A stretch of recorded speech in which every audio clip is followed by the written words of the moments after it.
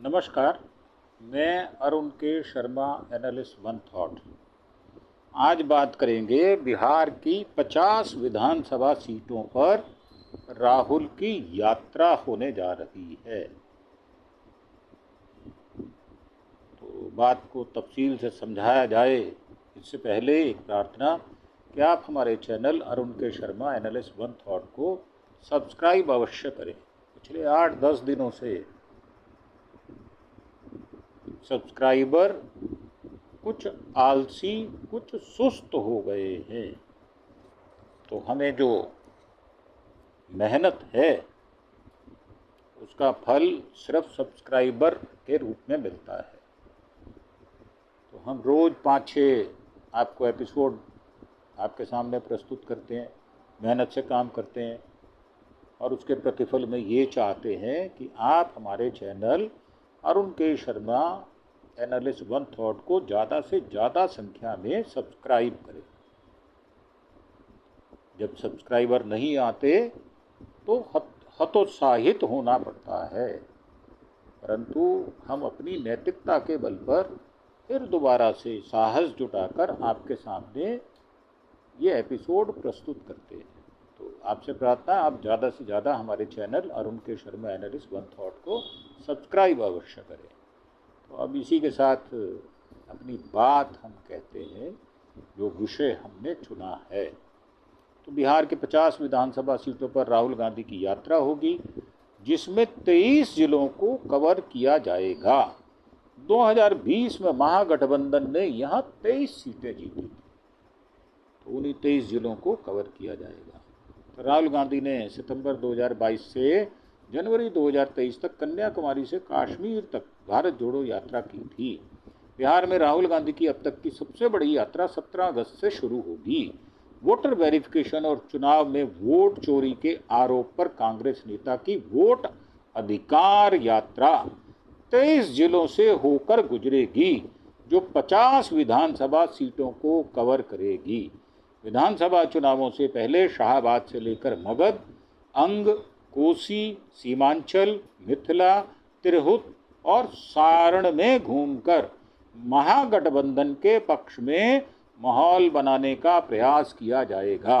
राहुल गांधी जिन 50 विधानसभा सीटों पर घूमेंगे, उनमें 23 सीटें महागठबंधन ने 2020 में विधानसभा चुनावों में जीती थी।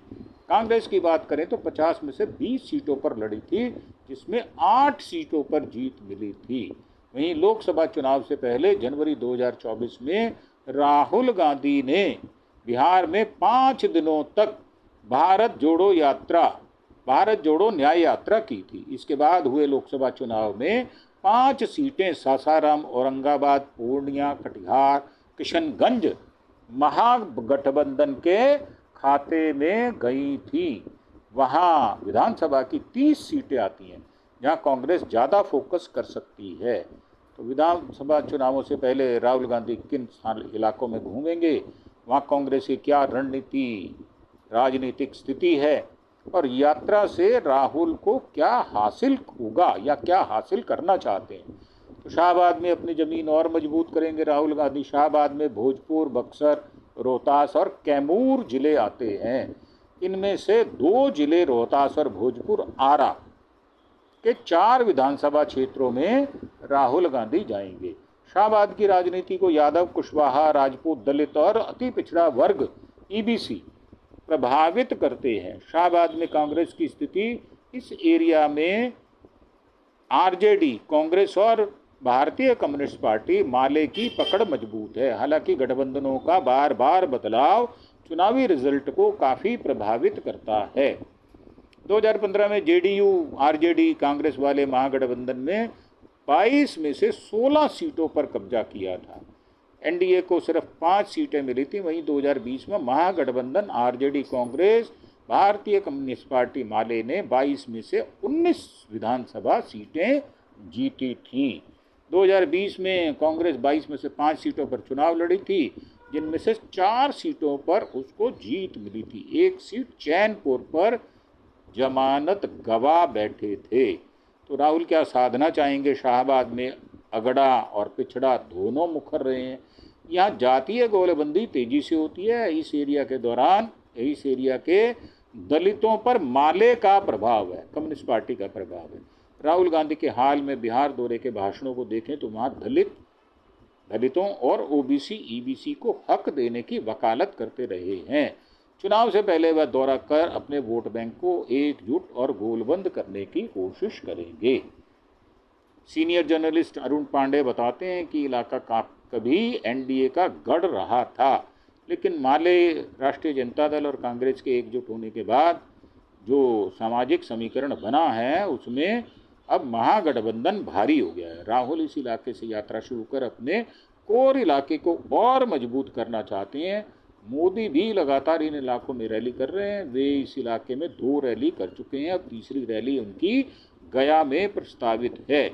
तो वोट अधिकार यात्रा का जो पूरा शेड्यूल है वो 17 अगस्त को रोहतास, 18 को औरंगाबाद, 19 को गया नालंदा, 20 अगस्त को ब्रेक, 21 अगस्त को शेखपुरा लखीसराय, 22 को मुंगेर भागलपुर, 23 को कटिहार और 24 को पूर्णिया अररिया, 25 को ब्रेक और 26 अगस्त को सुपौल मधुबनी, 27 अगस्त को दरभंगा मुजफ्फरपुर, 28 अगस्त को सीतामढ़ी मोतिहारी, 29 अगस्त को बेतिया गोपालगंज सिवान और 30 अगस्त को छपरा आरा और 31 को ब्रेक और 1 सितंबर को पटना में बड़ी रैली होने जा रही है। तो मगध में नीतीश के वोट बैंक पर राहुल की नज़र है। मगध में पटना, जहानाबाद, गया, औरंगाबाद, अरवल, नवादा, शेखुपुरा, नालंदा जिले आदि आते हैं। इनमें से राहुल गांधी 5 जिलों की 11 विधानसभाओं में घूमेंगे। यहाँ यादव, कुर्मी, कोईरी, दलित, माझी, रविदास, पासवान समुदाय, मल्लाह और स्वर्ण अहम फैक्टर हैं। गया और जहानाबाद में मुस्लिम समुदाय भी महत्वपूर्ण है। मगध में कांग्रेस की स्थिति, यहाँ यादव और दलितों का प्रभाव तेजी से बढ़ा है। इन्हें आरजेडी और भारतीय कम्युनिस्ट पार्टी माले का कोर वोटर माना जाता है। वहीं कुर्मी और अति पिछड़ा समुदाय ईबीसी नीतीश कुमार का आधार वोट है। 2020 में विधानसभा चुनाव में महागठबंधन 49 में से 32 सीट्स पर जीता था। एनडीए को भारी नुकसान उठाना पड़ा था। इस एरिया की 7 विधानसभा सीटों पर कांग्रेस चुनाव लड़ी थी, जिसमें से उसे सिर्फ 2 सीटों पर जीत मिली थी। राहुल क्या साधेंगे? मगध क्षेत्र में अगड़े पिछड़े की राजनीति होती है। पिछड़ा वोट महागठबंधन के साथ ज़्यादा रहा है। इस एरिया में कोईरी, कुर्मी और ईबीसी वोटरों के बीच नीतीश कुमार की पैठ है। हालांकि 2024 में लोकसभा चुनाव में महागठबंधन ने कुशवाहा कैंडिडेट देकर उस समीकरण को तोड़ दिया था। 3 लोकसभा सीटों पर उसे जीत मिली थी। फिलहाल नीतीश कुमार के बाद जेडीयू के अंदर मगध क्षेत्र में कोई दमदार नेता नहीं है जो अपने बलबूते पर समीकरण को साध सके। यही कारण है कि नीतीश कुमार के ईबीसी वोटर का बड़ा नेता बनने के लिए सभी पार्टियां लगातार काम कर रही हैं। राहुल गांधी की नज़र भी नीतीश कुमार की ईबीसी वोट बैंक पर है। और शाहबाद और मगध वो इलाका है जहां पिछले 2 चुनावों में लगातार महागठबंधन लीड ले रहा है। अगर विधानसभा चुनावों की बात करें तो शाहबाद में एनडीए मात्र 2 सीटों पर सिमट गई थी, जबकि लोकसभा चुनाव में लगभग साफ हो गई थी। तो ये अरुण पांडे सीनियर जर्नलिस्ट हैं, इनका कहना है। और अंग में एनडीए के गढ़ में सेंधमारी का प्रयास है। अंग में भागलपुर, बांका, खगड़िया, मुंगेर, जमुई, लखीसराय जिले आते हैं। इनमें 3 जिले भागलपुर, मुंगेर और लखीसराय के 6 विधानसभा क्षेत्र में राहुल गांधी जाएंगे। यहाँ यादव, कुर्मी, कोईरी और धनुक प्रभावशाली हैं। वहीं भागलपुर और मुंगेर जिले में भूमियार और राजपूत सामाजिक आर्थिक रूप से प्रभावशाली हैं। खगड़िया और भागलपुर में मुस्लिम वोटर भी रिजल्ट को प्रभावित करते रहे हैं। अंग प्रदेश में कांग्रेस की स्थिति यादव, मुस्लिम, दलित, एमवाई समीकरण और ईबीसी समुदाय की बढ़ती जागरूकता ने राजनीति को काफ़ी प्रभावित किया है। भागलपुर दंगे के बाद लालू यादव ने अपनी जमीन मजबूत की थी, लेकिन हाल के कुछ सालों में धनुक वोटरों का नीतीश कुमार के प्रति झुकाव ने उनके सारे समीकरण को ध्वस्त कर दिया है, जिसको दोबारा से जुटाने का प्रयास किया जा रहा है। तो 2020 में विधानसभा चुनाव में इस एरिया की 25 विधानसभा सीटों में महागठबंधन सिर्फ 7 सीटों पर सिमट गया था। इस एरिया की 9 सीटों पर कांग्रेस लड़ी थी, जिसमें से सिर्फ 3 सीटों पर जीत मिल पाई थी। तो राहुल क्या साधेंगे इस एरिया में? धनुक समाज का संगठन और उनकी मांगें जैसे आरक्षण और सामाजिक मान्यता नए सिरे से सर उठा रही है। राहुल गांधी खुद भी वंचितों को हक देने के हिमायती के तौर पर पेश कर रहे हैं। भागलपुर दंगे के बाद इस एरिया में कांग्रेस का सफाया हो गया था, उसे नए सिरे से खड़ा करने का प्रयास किया जा रहा है। सीनियर जर्नलिस्ट हैं शिवलोचन, वो बताते हैं अंग वो इलाका है जहाँ से कांग्रेस के मुख्यमंत्री चुनाव लड़ते थे। भागलपुर से चुनाव जीतने के बाद भागवत झा आजाद बिहार के मुख्यमंत्री बने थे। तब बिहार विधानसभा के अध्यक्ष भी भागलपुर से ही थे। कांग्रेस का ये गढ़ 89 में हुए भागलपुर दंगे के बाद ढह गया था। तो लालू यादव के साथ गठबंधन ने अंग से लगभग कांग्रेस का सफाया कर दिया था। अभी भी एक ऐसा धड़ा है वो कांग्रेस का समर्थन करता है। ऐसे में जब राहुल गांधी बिहार में कांग्रेस को खड़ा करना चाहते हैं, तब उनकी कोशिश होगी कि भागलपुर और मुंगेर के इलाकों में सीटों के संख्या को बढ़ाया जाए। तो ये शिवलोचन सीनियर जर्नलिस्ट हैं, ये उनका कथन है। सीमांचल में ओबीसी के नुकसान को कम करने की कोशिश की जाएगी। सीमांचल बिहार का सबसे अधिक मुस्लिम आबादी वाला एरिया है। किशनगंज में 67.98% और अररिया में 42.94% और कटिहार में 44.46% और पूर्णिया में 38.46% मुस्लिम आबादी है। 4 जिलों में 24 विधानसभा सीटें हैं, जिनमें से 12 सीटें मुस्लिम बहुल्य हैं। राहुल गांधी किशनगंज को छोड़कर बाकी 3 जिलों की 9 विधानसभा सीटों में घूमेंगे। सीमांचल में कांग्रेस की स्थिति मुस्लिम समुदाय के अलावा यादव, दलित, ईबीसी, निषाद, मल्लाह और स्वर्ण भूमिहार राजपूत भी महत्वपूर्ण हैं। इस बार पिछली बार असुद्दीन ओवैसी की पार्टी AIMIM ने एंट्री की थी और 5 सीटों पर जीत दर्ज की थी। इसका खमियाजा महागठबंधन को उठाना पड़ा था और 8 सीटों पर सिमट गया था। एनडीए 11 सीटों पर जीता था। 2020 विधानसभा चुनाव में कांग्रेस इस एरिया में 5 सीटों पर जीत दर्ज कर चुकी है। राहुल क्या साधेंगे? महागठबंधन सामाजिक न्याय, बेरोजगारी और वक्फ संशोधन बिल जैसे मुद्दों को उठाकर मुस्लिम और ओबीसी वोटरों को एकजुट करने की कोशिश कर रहा है। राहुल गांधी की पूरी कोशिश है कि वह पुराने वोटरों को एकजुट करे और ओबीसी को नुकसान को कम से कम कर पाए। तो वोटर लिस्ट में गड़बड़ियां हैं, राहुल के सवाल हैं, आरोप हैं, मांग है। सवाल है बीजेपी एंटी इनकम्बेंसी का असर नहीं होता, जबकि बाकी दलों इससे प्रभावित होते हैं। पहले कम तकनीक में जल्दी चुनाव हो जाते थे, अब महीनों तक चलते हैं। एक दिन में चुनाव क्यों नहीं होते? क्योंकि बी से बीजेपी के जो प्रधानमंत्री हैं उसके अनुसार तारीखों को डिसाइड किया जाता है। उनकी कंसल्टेंसी होती है, उनसे पूछकर सारा चुनाव आयोग ये केंचुआ काम करता है। ये जो गणेश कुमार गुप्ता है, ये उनका तलवे चाटू है, इसलिए ये सब कुछ होता है। पहले राजीव कुमार था, वो तलवे चाटा करता था, वो तो नरेंद्र मोदी की जूतियां भी चाट लेता था, ये हाल था उसका। तो चुनाव आयोग इलेक्ट्रॉनिक डेटा क्यों नहीं देता? जानबूझकर ऐसे वोटर लिस्ट देता है जिसे मशीन से नहीं पढ़ा जा सके। चुनाव आयोग CCTV फुटेज नहीं देता ताकि कोई भी सबूत ना बचे। आयोग सबूतों को छिपा रहा है और फर्जी वोटिंग रोकने के प्रयास नहीं कर रहा। मांगे जो हैं वो न्यायपालिका को इस मामले में दखल देना चाहिए। चुनाव आयोग को चुनाव की रक्षा करनी चाहिए, ना कि किसी पार्टी को जिताने का माध्यम बनना चाहिए। तो कोसी में ज़मीन तैयार करने की कोशिश की जा रही है। कोसी क्षेत्र जो है वो सहरसा, सुपौल और माधेपुर जिला जो है वो राजनीति जातीय समीकरणों और गठबंधन की रणनीति और क्षेत्रीय मुद्दों जैसे बाढ़, आर्थिक पिछड़ापन से प्रभावित है। राहुल गांधी सुपौल में एक दिन घूमेंगे। कोसी क्षेत्र में यादव सबसे प्रभावशाली हैं, विशेषकर माधेपुरा में। तो मल्ला कोसी नदी के किनारे बसा है, इनके वोटर पर सबकी नज़र रहती है। कोसी में कांग्रेस की स्थिति यादव मुस्लिम MY समीकरण महागठबंधन की ताकत है, जबकि EBC और महादलित वोटों का बंटवारा महागठबंधन और एनडीए के बीच होता है। तो धनुक भी एक अहम फैक्टर है, इसमें कोई शक शुबा नहीं है। 2020 विधानसभा चुनाव में महागठबंधन ने कोसी की 13 में से 3 सीटें जीती थी।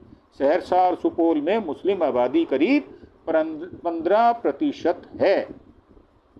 ये कई सीटों पर निर्णायक भूमिका में है। कांग्रेस खाता नहीं खोल पाई थी। तो राहुल क्या साधेंगे इस एरिया में? महागठबंधन के पास यादव मुस्लिम का मजबूत गठजोड़ है। एक तरह से देखें तो यही उसकी कमजोरी भी है। जब ये वोटर एग्रेसिव होते हैं तो बाकी के वोटर गोल बंद हो जाते हैं और एनडीए जीत जाता है। राहुल गांधी अपनी यात्रा से चाहेंगे ईबीसी वोट बैंक के कुछ हिस्सों को अपने पाले में लाया जा सके ताकि पुरानी जमीन हासिल हो सके। भूमियार राजपूत बीजेपी के पारंपरिक वोटर हैं, लेकिन उनकी आबादी अब सीमित हो गई है। तो राहुल जहाँ से गुजरेंगे वो ये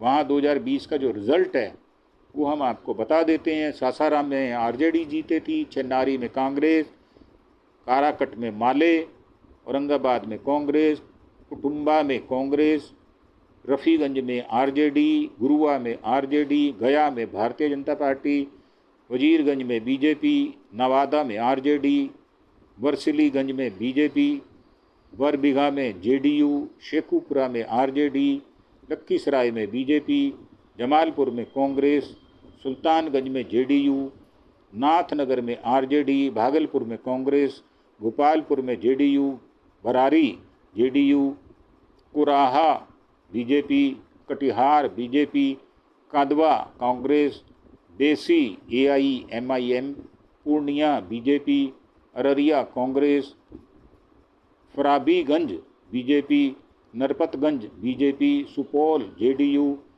फूलपारस JDU, Jhanjharpur BJP, Madhubani RJD, Darbhanga BJP, Gaya Ghat RJD, Muzaffarpur Congress, सनी Saidpur JDU, Sitamarhi BJP, Riga BJP, Dhaka BJP, Motihari BJP, Sugauli BJP, Bettiah BJP, Gopalganj BJP, Siwan में आरजेडी, दरोदा बीजेपी, एकमा में आरजेडी और माझी में सीपीआईएम, छपरा में बीजेपी, आरा में बीजेपी और पटना साहिब में बीजेपी जीती थी। तो एनडीए के गढ़ मिथिला में सेंधमारी की कोशिश होगी। मिथिलांचल को एनडीए खासकर बीजेपी का गढ़ माना जाता है। मिथिलांचल के 6 जिले सीतामढ़ी, शिवहर, दरभंगा, मधुबनी, समस्तीपुर, बेगूसराय में विधानसभा की 46 सीटें हैं। 2020 के चुनाव में 46 में से 31 सीटें एनडीए ने जीती थी। 19 सीटों पर बीजेपी और 12 सीटों पर जेडीयू को जीत मिली थी।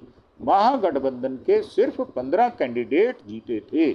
कांग्रेस की स्थिति राहुल गांधी मिथिलांचल 3 जिले मधुबनी, दरभंगा, सीतामढ़ी की 7 विधानसभा सीटों पर घूमेंगे।